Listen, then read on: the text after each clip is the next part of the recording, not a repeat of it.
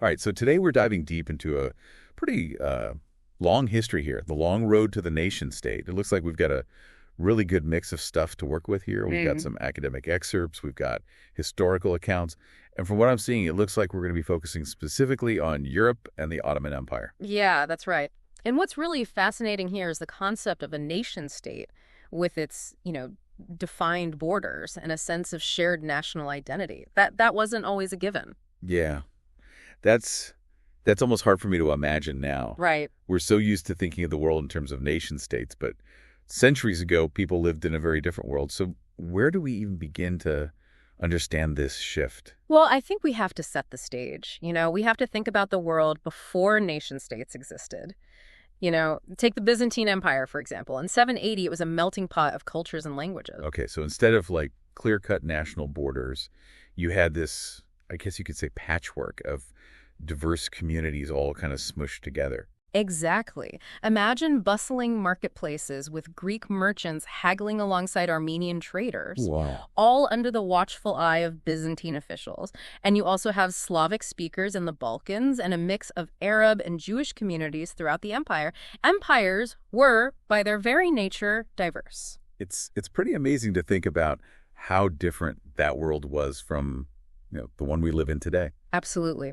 And to understand how this transformation occurred, we need to consider the rise of new ideologies like nationalism, the idea that people with a shared language, culture, or ethnicity should have their own independent state. So nationalism was a driving force behind this push for nation states. It was, but it's not as simple as that. Nationalism could be a double-edged sword. Hmm.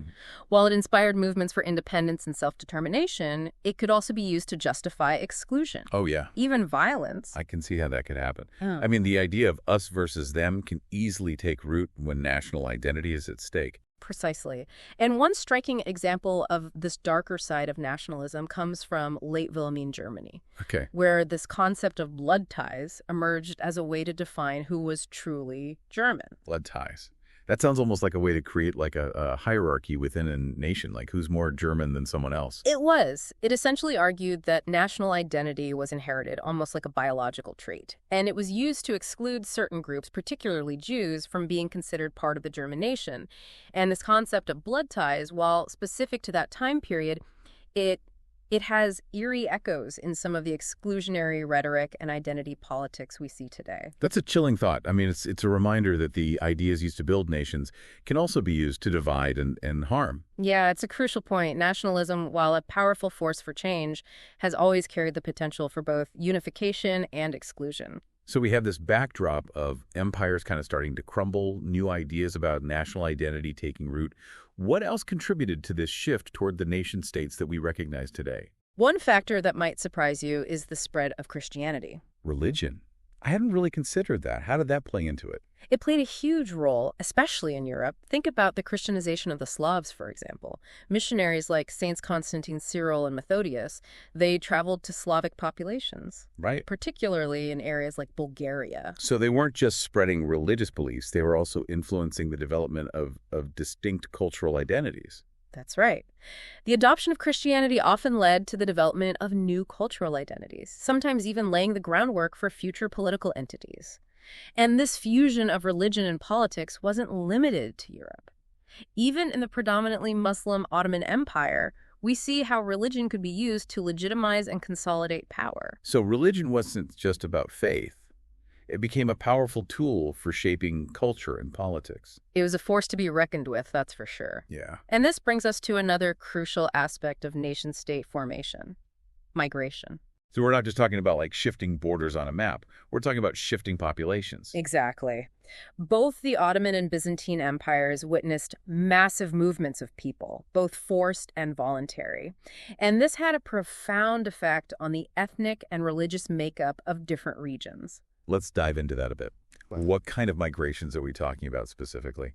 Well, in the Ottoman Empire, for instance, there was a policy in the 16th century of relocating prominent Muslim families from Anatolia to the Balkans. Why would they do that? That just seems like it would cause a lot of disruption. It was a strategic move by the Ottomans. They likely wanted to consolidate control in newly conquered areas by reducing the influence of powerful families in their original homelands.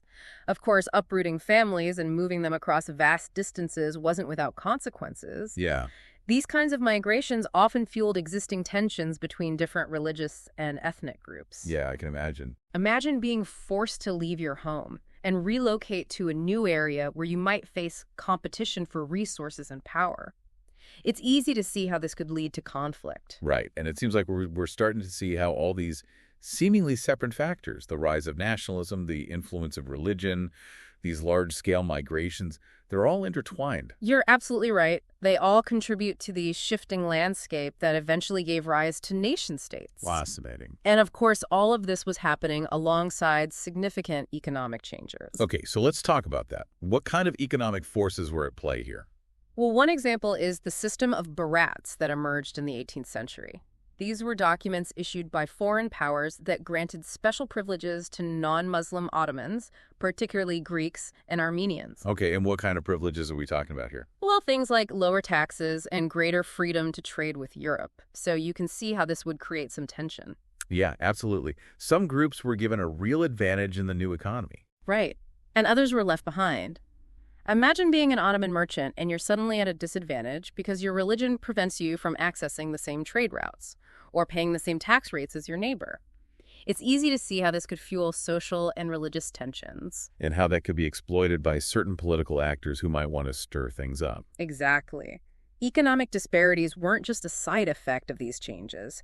They were actively used to stir up nationalist sentiment and undermine existing power structures. It was like economics provided the fuel for the fire of nationalism. So it's like this domino effect. The economic shifts lead to social unrest, which in turn fuels nationalist movements, eventually contributing to the push for independent nation-states. That's a great way to put it. And we see this pattern playing out not just in the Ottoman Empire, but across Europe as well. The rise of industrial capitalism, the expansion of global trade, the growing disparity between rich and poor, all of these economic forces contributed to the reshaping of the political landscape. It sounds like this transition to nation-states was a messy and complex process, driven by a convergence of social, political, religious, and economic factors. That's exactly right. And it's important to remember that this process wasn't a neat and orderly affair.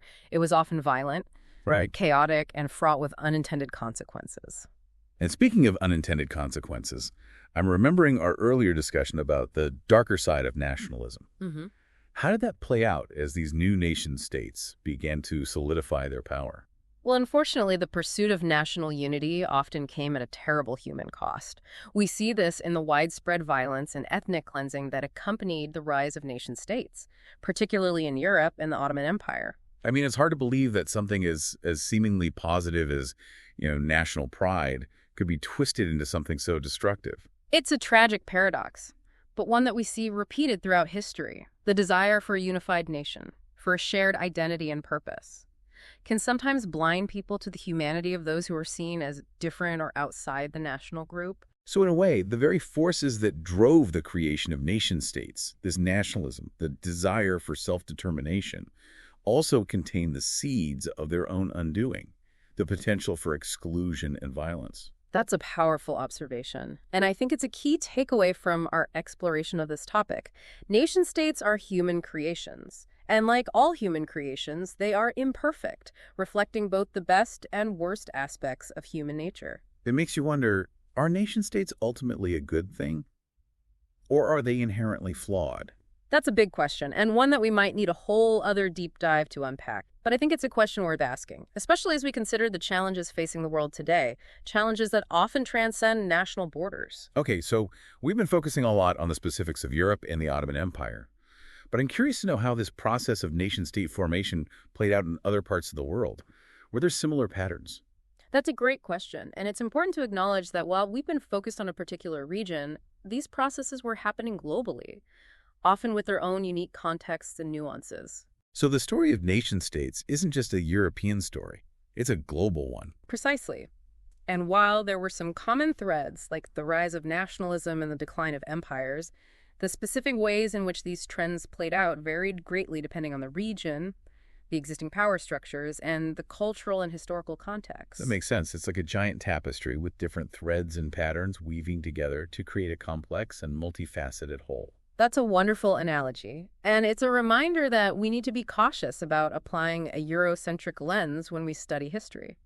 The experiences of people in Africa, Asia, or the Americas were shaped by their own unique circumstances, and we need to respect those differences. Like you said earlier, there's no one-size-fits-all model for political organization.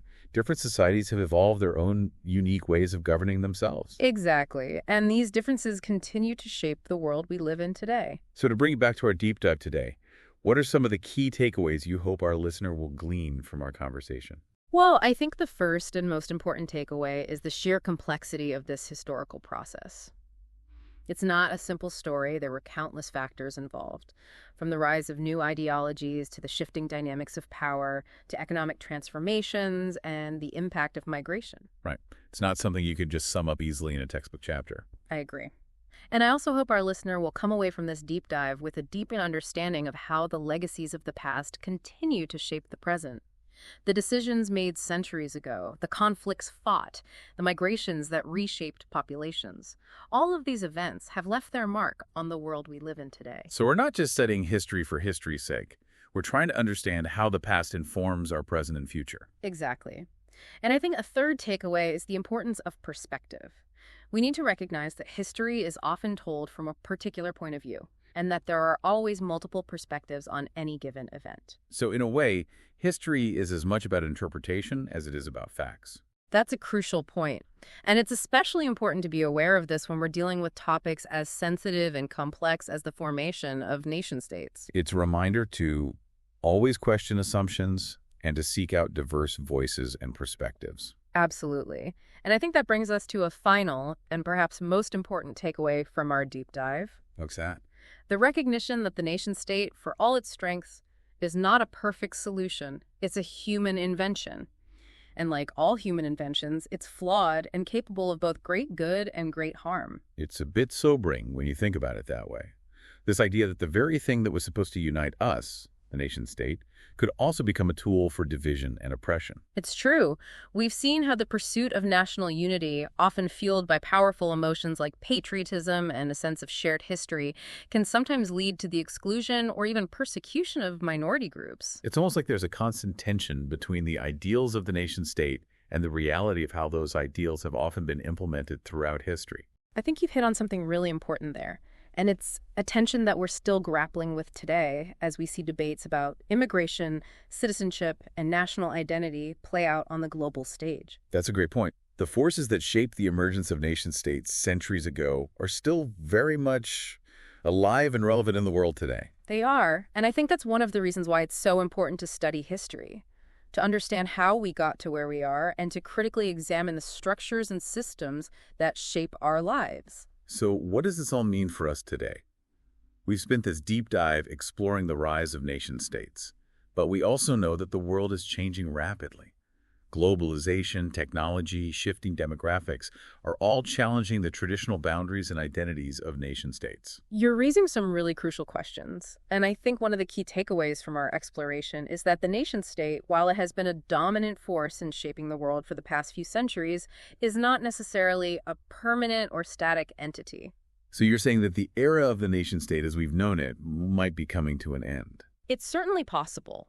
We're already seeing signs of this with the rise of transnational organizations, the increasing interconnectedness of global economies, and the growing awareness of our shared responsibility to address challenges like climate change and poverty, which transcend national borders. It's almost like we're moving towards a new understanding of what it means to belong, Right. one that isn't solely defined by national identity. That's a really interesting way to think about it. Perhaps we're entering an era where our identities are becoming more fluid and multifaceted, where we can hold multiple allegiances and loyalties, not just to a single nation, but to a broader set of values and ideas. It's exciting to think about the possibilities, but also daunting considering all the challenges we face as a global community. I understand what you mean. The future is always uncertain, and there are no easy answers to these complex questions. But I think the very act of engaging these conversations, of critically examining the past and present, and of envisioning alternative futures, is an essential part of shaping a more just and equitable world. That's a really hopeful message. It sounds like you're saying that while we can't erase the mistakes of the past, we can learn from them and use that knowledge to create a better future. Exactly. And I think that's a good place to wrap up our deep dive today. I agree. It's been a fascinating journey exploring the origins and evolution of nation-states, from the bustling marketplaces of the Byzantine Empire to the complex geopolitical landscape of the 21st century. It's been a pleasure discussing this with you. And to our listener, we hope this deep dive has given you a new appreciation for the long and winding road that has led us to where we are today. And as you move forward, we encourage you to think critically about the role of nation-states in the world, and to consider how we might build a future where cooperation, empathy, and a shared sense of humanity guide our actions. Until next time, keep diving.